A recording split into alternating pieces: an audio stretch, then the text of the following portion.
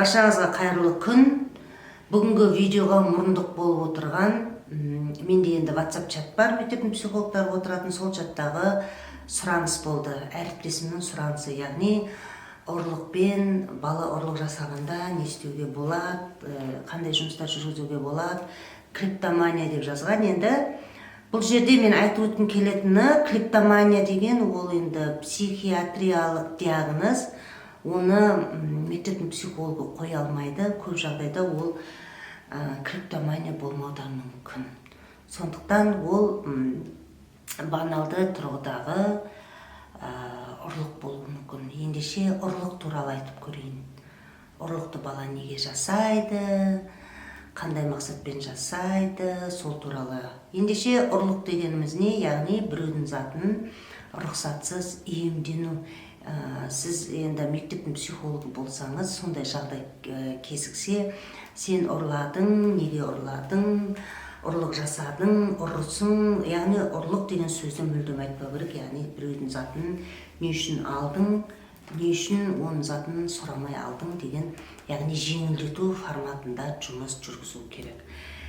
Ендеше неге бала ұрлайды? Енді өздерімізді есімізге алатын болсақ, кез келген адам кішкентай кезде біреудің затына қызығушылық танытады. Сондықтан біреудің затына рұқсат алып көреді. Яғни біреудің жеке шекарасын түйсікке алып көреді. Енді көп жағдайда ұрлық тәрбиеге де байланысты, бірақ енді психологиялық тұрғыдан қарастыратын болсақ, бірнеше мақсатпен ұрлайды. Яғни немесе өзінің үстемдігін көрсету үшін, немесе кек алу үшін, немесе өзіне назар аудару үшін, тағысын тағы. Ендеше көп жағдайда қандай балдар ұрлық жасайды? Жеке шекара белгіленбеген жағдайда. Яғни енді барлығы деп айтпаймын, сразу айтайын, тағы бірден өздеріңізге алып қалмаңыздар.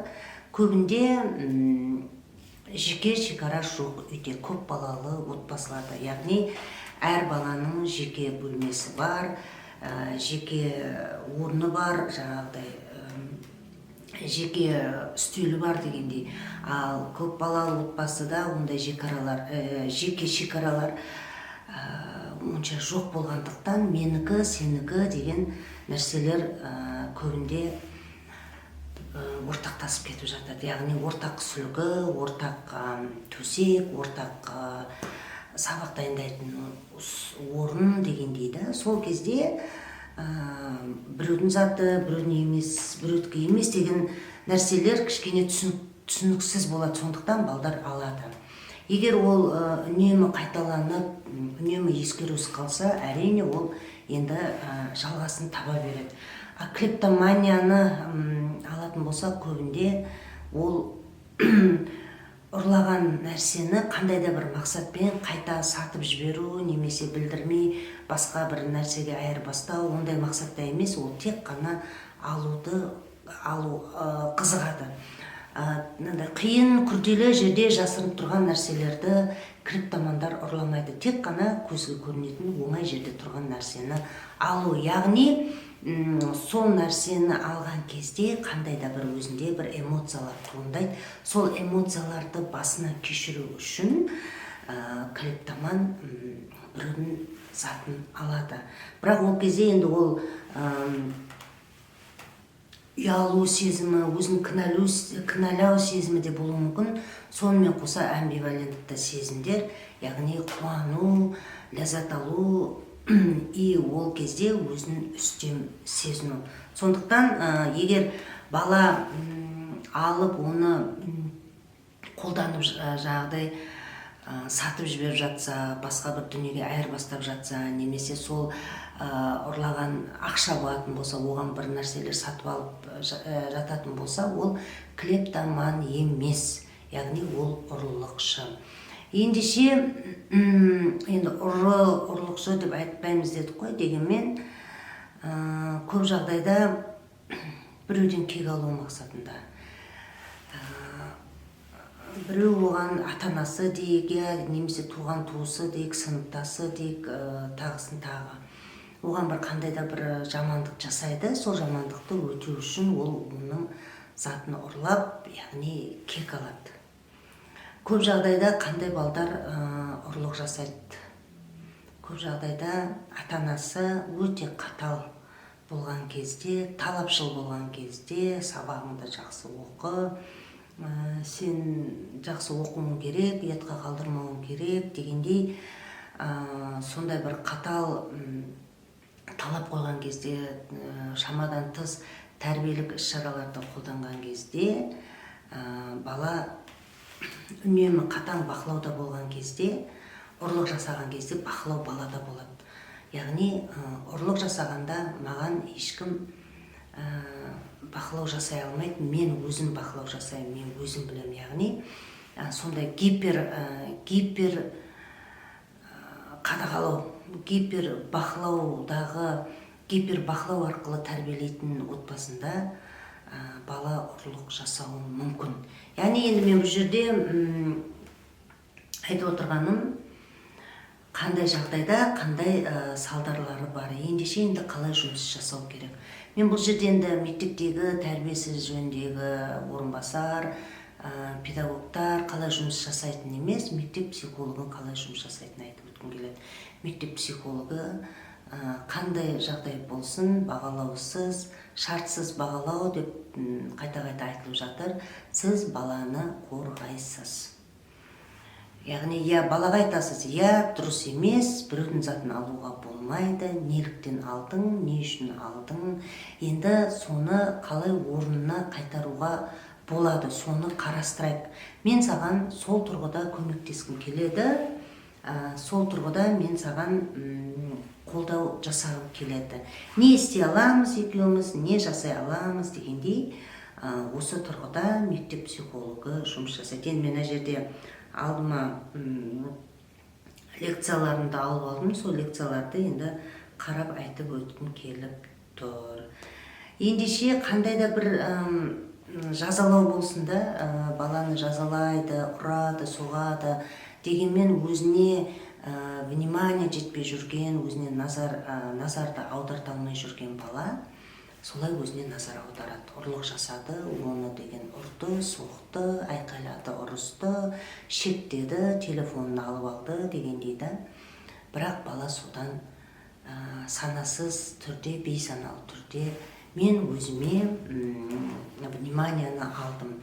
Яғни осындай әрекет жасаған кезде мен керек екенмін, маған қарайды, мені бағалайды, маған алаңдайды деген түсінік қалыптасады, және сол вниманияны қайта алу үшін ол келесіде де ұрлыққа баруы мүмкін. Көп жағдайда сосын қай кезде ұрлыққа барады, бір-бірін өзінің үстемдігін көрсеткен кезде, авторитеттің достардың арасында авторитет жаулап алғысы келсе де, өзін көрсету үшін де ұрлық жасайды. Бірақ жаңағыдай внимание, жағымды эмоциялар жетпегендіктен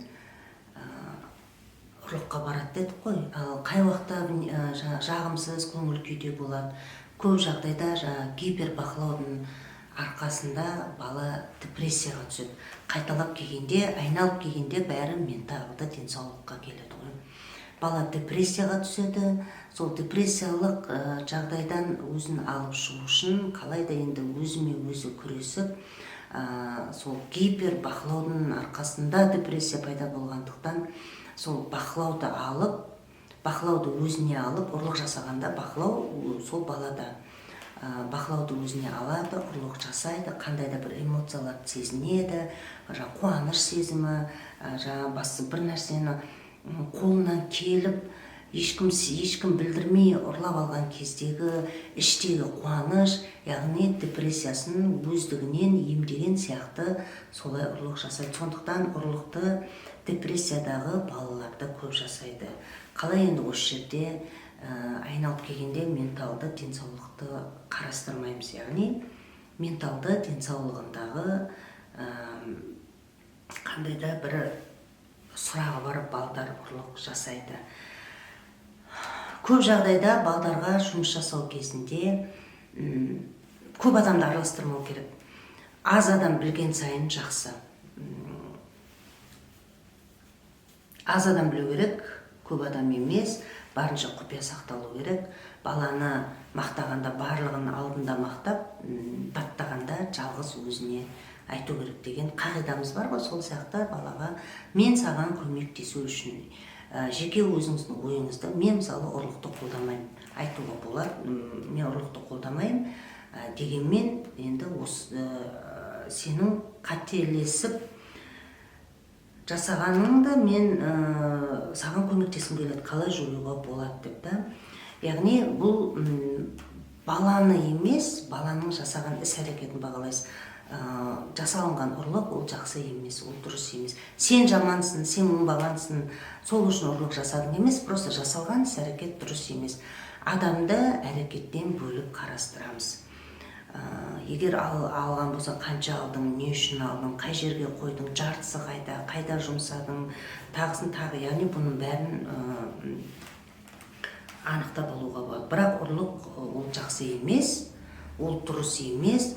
Ұрлықтың артында не жатыр? Яғни көп жағдайда сен достарыңнан айырылып қалуың мүмкінсің, ата-анаңның саған деген көңілі қалуы мүмкін, және сен жалғыз қалуың мүмкінсің. Яғни жалғыздық, ұрлықтың салдары ол жалғыздық екенін түсіндіріп отыруға болады. Мысалы, сен біреудің затын алдың, енді көз алдыңа елестетіп көр, сенің қымбат бағалы затыңды алды. Сен қандай көңіл күйде боласың, сен не сезінесің деген сияқты сұрақтар арқылы баланың алдағы уақытта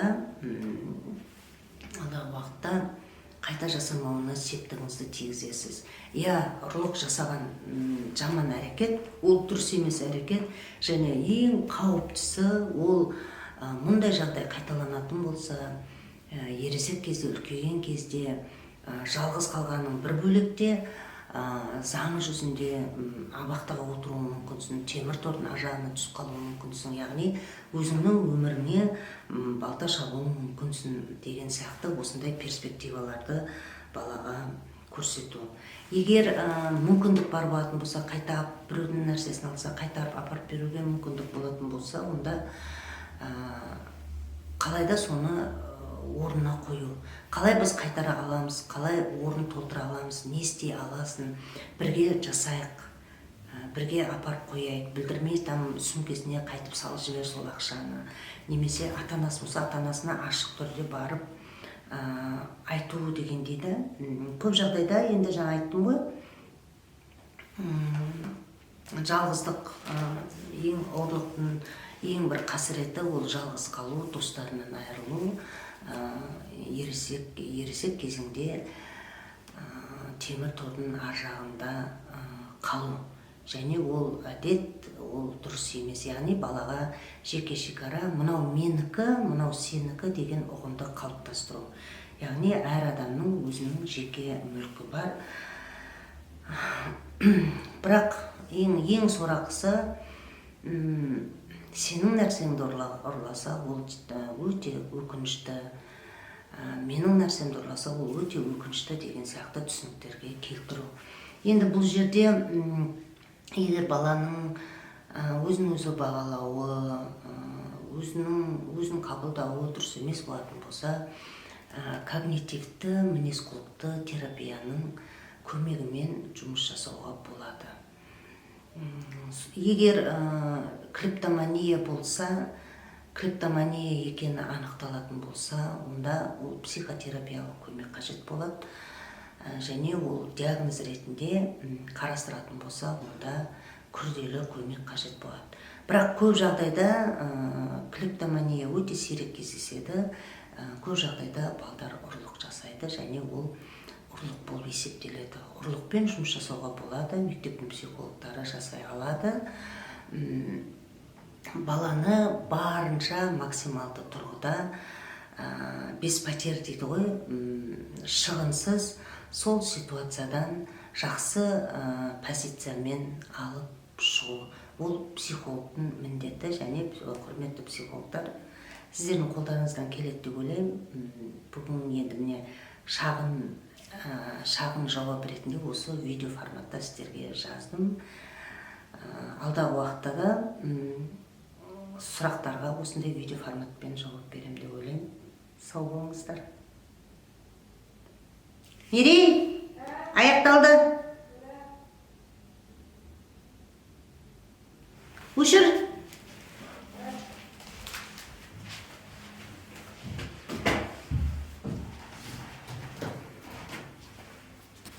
Өзімнің сонда стилімді вырабатывать етпесем,